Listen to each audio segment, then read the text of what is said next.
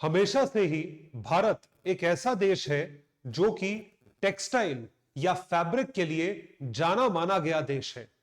तो उसी चीज को मद्देनजर रखते हुए या ऐसा कहा जाए आगे बढ़ाते हुए एक नया कैंपेन, एक नई मुहिम, एक नई शुरुआत हुई है। आइए जानते हैं।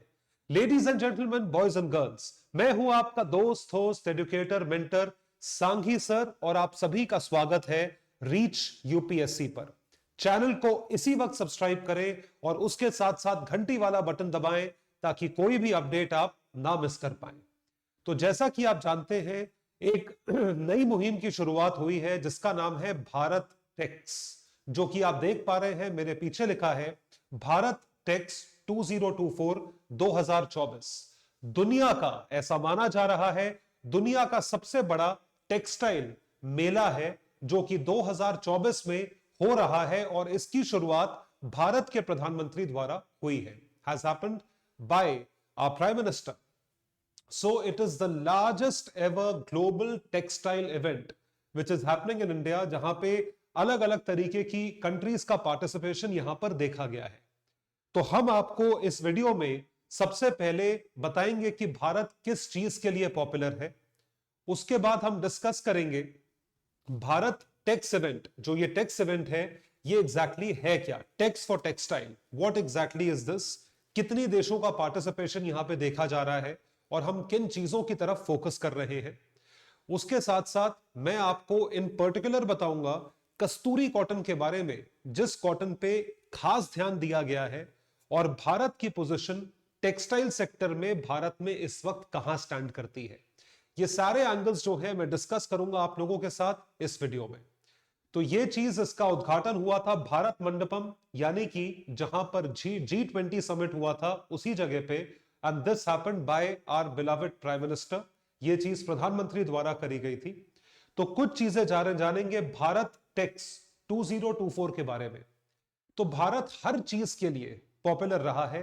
टेक्सटाइल तो एक चीज है, लेकिन टेक्सटाइल किससे बनता है? It is made from fibre and yarn. उससे किस में कन्वर्ट होता है? फैब्रिक में। और उससे किस में कन्वर्ट होता है? एक्सेसरीज में। तो इसको मैंने फिगर्स के थ्रू आपके समक्ष रखा है।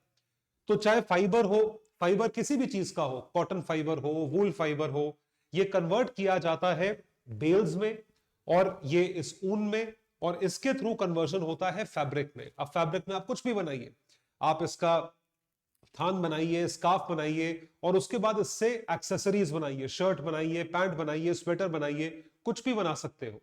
ये सारी ही चीजों में भारत स्पेशलाइज करता है और रॉ मटेरियल भारत में भारी मात्रा में ग्रो किया जाता है। फिर है अपैरल्स, कपड़े and fashion to home textiles and decor. Obvious सी बात है, जब एक बेसिक चीज आपके पास है तो उसके थ्रू आप कितना कुछ कर सकते हो। आप डेकोर कर सकते हो, आप टेक्सटाइल सेक्टर में और कई ज्यादा इनोवेशन कर सकते हो, होम टेक्सटाइल्स में, डेकोर में, ये सारी चीजें होती भी हैं।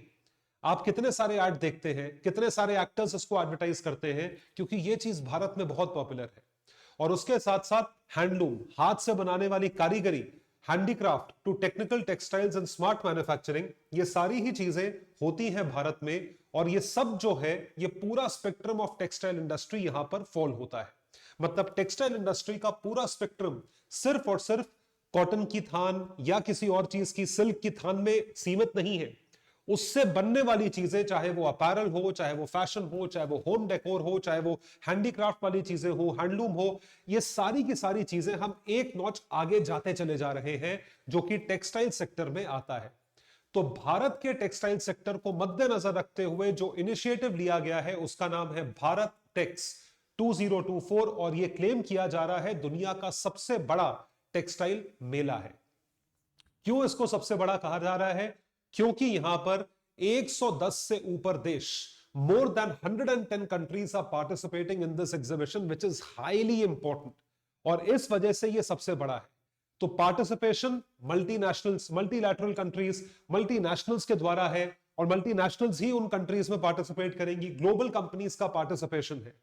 उन चीजों के साथ साथ जिस चीज का ध्यान रखा गया है वो है sustainability at the heart of Bharat Tex. मतलब वेस्टेज बेयर मिनिमम हो, उसका कार्बन फुटप्रिंट ज्यादा ना हो, it should be ecologically sensitive. तो showcasing latest innovations, global sustainable practices, global sustainable practices को मद्देनजर रखते हुए, प्रैक्टिस करते हुए हम इनोवेट करेंगे। आप क्या कर रहे हो? रिच इंडियन टेक्सटाइल्स की पूरी कहानी हजारों साल पहले से लेकर आज तक किस तरीके से चली है, उस चीज को हम शोकेस कर रहे हैं, और उसी के थ्रू हम पास से, इतिहास से आज तक कैसे आए हैं वर्तमान स्थिति में, और यहां से हम फ्यूचर तक कैसे जाएंगे, ये पूरी चीज यहां पर बताई जा रही है। और इसी के जरिए जो टेक्सटाइल ग्रैंड इनोवेशन चैलेंज है, ये भी लॉन्च हुआ है।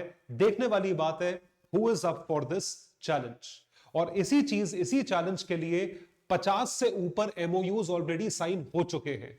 मेमोरेंडम ऑफ अंडरस्टैंडिंग यानी कि agreement and announcements including international partnerships, अलग अलग देशों के साथ जो पार्टनरशिप्स हुई हैं, ये सारी साइन करी जा चुकी हैं। तो टेक्सटाइल्स तो एक चीज है, उससे जुड़ा हुआ फैशन, डेकोरेशन एटसेट्रा, ये सब चीजें आती हैं। और एक और कीवर्ड है जो कि प्रधानमंत्री के विजन को मद्देनजर रखते हुए यहां पे लाया गया है, वो है सस्टेनेबिलिटी। क्या ये सस्टेनेबल है या नहीं है? आप कुछ मैन्युफैक्चर करो, वो सस्टेनेबल ना हो, वो इकोलॉजिकली डैमेजिंग हो, तो उसका भी कोई फायदा नहीं है। तो ये सस्टेनेबल भी होगा, और ये चीज जो है ये इस वक्त चल रही है। टेक्सटाइल सेक्टर को मद्देनजर रखते हुए सरकार के द्वारा लिए गए और इनिशिएटिव्स जो आज तक लिए गए हैं, वो क्या है? उन सबको under one roof umbrella schemes में हमने आपके लिए इंक्लूड करा है। इस चीज को आप ध्यान रखिएगा। सबसे पहला है मित्रा स्कीम, पीएम मित्रा।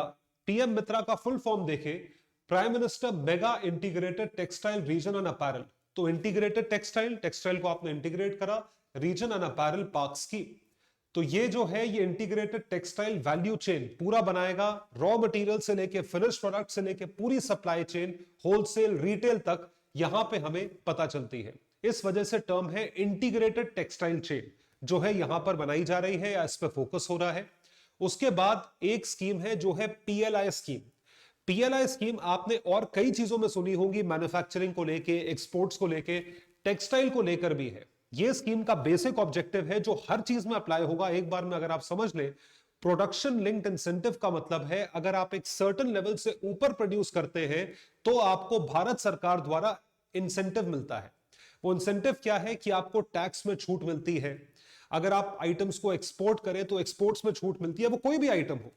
तो production linked incentive, boost manufacturing of MMF fabrics, की फैब्रिक्स का हो, अपैरल, टेक्निकल टेक्सटाइल्स, ये सारी चीजों में प्रोडक्शन लिंक्ड इंसेंटिव स्कीम हो, हाईली इंपॉर्टेंट। तो आपको इंसेंटिव दिया जाएगा, आपकी इच्छा होगी कि आप और ज्यादा मैन्युफैक्चर करो।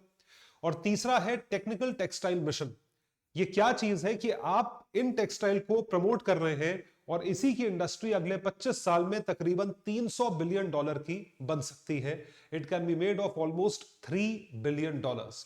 तो पूरा जो वैल्यू इंटीग्रेशन किया जा रहा है, ये कैसे किया जा रहा है? ये 5Fs का विजन देखते हुए, जहां पर यह चीज उगती है, जहां पर रॉ कॉटन उगता है, जहां पर कॉटन की बेल्स बनाई जाती हैं, तो फार्म से फाइबर, फाइबर से फैक्ट्री, फैक्ट्री से फैशन, फैशन टू फॉरेन यानी कि एक्सपोर्ट। तो 5F ये आपकी आंसर राइटिंग में बहुत ज्यादा यूजफुल होगा, इस चीज को ध्यान रखें। ये चीज प्रधानमंत्री ने इस टेक्निकल टेक्सटाइल या टेक्सटाइल मेले को मद्देनजर रखते हुए किया है कि यहां से लेकर जो है आप फाइनली इस स्टेज तक आए जहां पे मॉडल्स वो ही अपैरल्स पहने। तो देखिए ब्रांडिंग की पावर है, होता आज भी यही है, कुछ अलग नहीं होता है, लेकिन आप इस चीज को और ज्यादा कैसे बड़ा बना के दिखाएंगे, इस चीज की तरफ भारत सरकार का फोकस है। तो इसमें जो एमओयू साइन करे जा रहे हैं, जितने एंगल्स इन्वॉल्व हैं, वो सारे एंगल्स इस ग्राफिक के थ्रू आपको दिए गए हैं भारत टेक्स में। तो सर्कुलर इकोनॉमी एंड सस्टेनेबिलिटी होनी चाहिए। एंटायर टेक्सटाइल वैल्यू चेन जो आपको दिखाई है, यहां से लेकर यहां तक पूरी वैल्यू चेन डिसाइड होनी चाहिए। सप्लाई चेन ग्लोबली एक्सपोर्ट कैसे किया जाएगा, innovation R&D in textile, smart manufacturing, future of retail and apparel, country sessions, ठीक है, स्टेट सेशन, स्टार्टअप एंटरप्रेन्योरशिप, मतलब और स्टार्टअप्स आए टेक्सटाइल सेक्टर में, standards and guidelines, workshops, investor discussions, मतलब सारी चीजें जो है इन सब चीजों को यहां पर लाके किया गया है। और इन चीजों को मद्देनजर रखते हुए एक चीज को प्रमोट किया जा रहा है, कस्तूरी कॉटन भारत, जो कि कैबिनेट मंत्री पीयूष गोयल साहब द्वारा लॉन्च किया गया था। तो आपको यहां पे कस्तूरी कॉटन के बारे में बताते हैं, ये चीज एग्जाम में आने की संभावना है, ये आ सकता है। कस्तूरी कॉटन का मतलब होता है सबसे प्रीमियम क्वालिटी कॉटन, जो लॉन्ग स्टेपल कॉटन होती है, दुनिया की सबसे प्रीमियम क्वालिटी कॉटन, उसको हम भारत में या उसके एक वेरिएंट को हम भारत में कस्तूरी कॉटन कहते हैं। Joint initiative by ministry of textiles and cotton corporation of India, इसके बीच में जेवी है। So Texprocil has been designated as the implementing agency for traceability, हम उसे ट्रेस कर पा रहे हैं। इस चीज को मद्देनजर रखते हुए हमने यहां पे इंक्लूड करा है। भारत जो है दूसरा सबसे बड़ा कॉटन प्रोड्यूसर है and largest consumer of cotton in the world, क्योंकि जितनी पॉपुलेशन उतने ही लोग कपड़े पहनेंगे। कपड़े तो बेसिक चीज है, रोटी कपड़ा मकान, तो जाहिर सी बात है कंजम्पशन तो भारत में हाईएस्ट या वन ऑफ द हाईएस्ट होगी। चीन में हाईएस्ट होगी, भारत में सेकंड लार्जेस्ट होगी। तो इसमें बहुत जरूरी है जानना कि भारत की आर्थिक स्थिति पूरी दुनिया में क्या है, उसके अकॉर्डिंग हम समझेंगे कि टेक्सटाइल सेक्टर कहां पे फॉलो करता है। तो भारत जो है इस वक्त 2023, 2024 और आने वाले साल में 2025 में भी फास्टेस्ट ग्रोइंग इकोनॉमी होगा, 7.3% पे, 7.3%। The rapid GDP growth rate जो है 7.2% पर पेग करी थी और यह भी एस्टिमेट करी थी, लेकिन फाइनली इस आंकड़े को भी हम सरपास कर लेंगे। We will reach 7.3%। भारत जो है तीसरी सबसे बड़ी अर्थव्यवस्था बनने की कगार पर है और 5 साल रुक जाइए, we will be the third largest economy. Right now we already are the fifth largest economy. Bharat में आप जानते हैं मेजॉरिटी पॉपुलेशन क्या है, यंग है, यंगेस्ट वर्कफोर्स है। तो यंगेस्ट वर्कफोर्स जो है उसको मद्देनजर रखते हुए हम यहां पर इंक्लूड कर रहे हैं, ये चीजें यहां पर आ रही हैं। थर्ड लार्जेस्ट स्टार्टअप इकोसिस्टम यहां भारत में है, सबसे बड़ा यूएस में है, फिर इजराइल में है, फिर भारत में है। नेट जीरो कार्बन एमिशंस का सपना देखा है, 2070 तक प्रधानमंत्री अचीव करेंगे। Rising per capita income rise कर रही है, जो अभी 2350 यूएसडी पर है, expected to be 26,000 USD by 2047। 25 साल में 26,000 यूएसडी पर हम पहुंच जाएंगे। तो आप देख सकते हैं कि इतनी सारी चीजों में जाहिर सी बात है, जो सेक्टर ग्रो कर रहा है या जिस सेक्टर में हम ऑलरेडी अच्छे हैं, उसके ग्रो करने की कितनी संभावना है, यह चीज यहां पे साबित करी जा रही है। India is already a global textile hub because of the production, the capacity of production, the potential of production, consumption and export. अब आप टेक्सटाइल सेक्टर के बारे में कुछ फैक्ट्स देखिए। ये अगर टेक्सटाइल को लेके कोई ऐसे आता है, GS2 या GS3 में कोई आंसर आता है, तो आप ये सब फैक्ट्स लिख सकते हैं, और प्रीलिम्स में क्वेश्चन आता तो आप लिख ही सकते हैं। 2.3% contribution of textiles to India GDP. Bharat की जीडीपी में जो कंट्रीब्यूशन है टेक्सटाइल का 2.3% है। $350 billion projected market share by 2030। 2030 तक ये मार्केट शेयर प्रोजेक्ट किया जा रहा है, 350 billion projected market share. Third largest exporter of textile and apparel in the world, तीसरे सबसे बड़े एक्सपोर्टर हैं हम टेक्सटाइल के और अपैरल के दुनिया में। 4.5% share in global textile and apparel trade, 4.5% share है ग्लोबल टेक्सटाइल और अपैरल ट्रेड में, अपैरल मतलब कपड़ों के ट्रेड में। $154 बिलियन का भारत का टेक्सटाइल और अपैरल मार्केट है, अभी है ऑलरेडी, और कहां तक पहुंचने की संभावना है, 350 बिलियन, मोर देन डबल। तो जिसमें से $110 बिलियन है डोमेस्टिक मार्केट और $44 बिलियन है एक्सपोर्ट्स का मार्केट, ये अभी ऑलरेडी है। Presence across complete textile value chain, पूरी वैल्यू चेन क्रैक्ड है ऑलरेडी। इस चीज को देखते हुए अगर हम फैब्रिक और फाइनल प्रोडक्ट को देखते हुए देखें, 47,000 million metres fabric per year, हर साल 47,000 मिलियन मीटर फैब्रिक है। 22,000 million pieces garment per year, इतने हम ऑलरेडी मैन्युफैक्चर करके बेच रहे हैं। Second largest employer after agriculture, देखिए ये फैक्ट जो है ये आपको यही मिलेगा, ये रिलायबल सोर्सेस से, इकोनॉमिक सर्वे से, इकोनॉमिक डॉक्यूमेंट से, प्लस जो ये भारत टैक्स हो रहा है इसके जो ऑफिशियल डॉक्यूमेंट्स वेबसाइट्स पे दिए गए हैं वहां से लिया गया है, क्यूरेट किया गया है। 45 मिलियन वर्कफोर्स है और 70% पावर्ड बाय वुमेन, मतलब वुमेन एम्पावरमेंट का भी बहुत बड़ा एग्जांपल है। Second largest producer of cotton जो भारत ऑलरेडी है, और largest consumer of cotton, polyester, viscose and silk, ये अलग अलग तरीके के जो हैं आपके वेरिएंट्स हैं, मतलब इन सब चीजों के फैब्रिक बनते हैं। पॉलिएस्टर का फैब्रिक बनता है जो रिलायंस ने करा था पहले, सिल्क का फैब्रिक जो सबसे प्रीमियम क्वालिटी अच्छा माना जाता है, कॉटन का फैब्रिक जो मोस्टली इंडिया में पहनते हैं क्योंकि गर्मी में सबसे ज्यादा रहता है। सिल्क के भी आपको चारों टाइप्स याद रखने पड़ेंगे, मलबरी, तसर, ओक, सिल्क, ठीक है, इस तरीके से है। Fifth largest producer of technical textiles, जिसका मार्केट साइज $22 बिलियन है, $22 बिलियन। तो ये सारी चीजें मद्देनजर रखते हुए आप टेक्सटाइल को लेके इस टॉपिक के जरिए पूरा एक 200 वर्ड्स का आंसर लिख सकते हैं और आप ये सारी इंफॉर्मेशन एक ऐसे में भी यूज कर सकते हैं।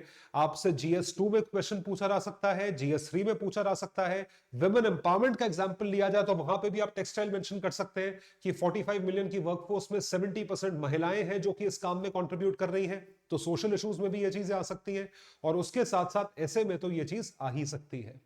तो आपसे ये जो पूरा टॉपिक हमने डिस्कस करा है, इस पे क्वेश्चन बनता है, क्वेश्चन मैं आपको करवाऊंगा, लेकिन उसके पहले आप लोगों को एक चीज ध्यान रखनी है। अगर आपने अभी तक मेरा चैनल सब्सक्राइब नहीं करा है तो चैनल को सब्सक्राइब करें और उसके साथ साथ घंटी वाला बटन दबाएं ताकि कोई भी अपडेट ना मिस कर पाए। तो क्या PYQ उस पे आया हुआ है? द क्रॉप इज सब ट्रॉपिकल इन नेचर। इस टाइप के क्वेश्चंस प्रीलिम्स में बहुत पॉपुलर है। सब ट्रॉपिकल मतलब जो ट्रॉपिक्स के टेम्परेट जोन में मिलता है। A hard frost is injurious to it. It requires at least 210 frost-free days and 50 to 100 centimeters of rainfall for its growth. Light, well-drained soil capable of retaining moisture is ideally suited for the cultivation of the crop. ये चीज suit करी गई है crop के cultivation के लिए। Well-drained soil और थोड़ा मॉइस्चर, रिटेन जो मॉइस्चर करे। अब मॉइस्चर रिटेंशन जो है ये प्रॉपर्टीज होती हैं ब्लैक सॉइल में, रेगुर सॉइल में, जो कि मिलता है डेक्कन पार्ट ऑफ इंडिया में। Which one of the following is that crop? Cotton, jute, sugarcane or tea? अब sugarcane requires water, इसमें पानी चाहिए और ये लॉन्ग जेस्टेशन क्रॉप है। जूट, टी या cotton? Most prominent is cotton, जो कि ब्लैक सॉइल में ग्रो होता है। ये चीज शायद आप ऑलरेडी जानते हैं, नहीं जानते हैं तो ये आप पढ़ लें। यहां पे ये ज्योग्राफी के एग्रीकल्चर पोर्शन से भी ओवरलैपिंग है, यहां से भी ओवरलैपिंग है। तो आई होप आपको लेक्चर पसंद आया होगा। अगर आपने पूरा लेक्चर देखा है तो लाइक जरूर करिएगा और कमेंट करके बताइएगा आप और किन चीजों पे चीजें देखना चाहते हैं। That would be all. Thank you so much. Bye everyone, take care and all the best.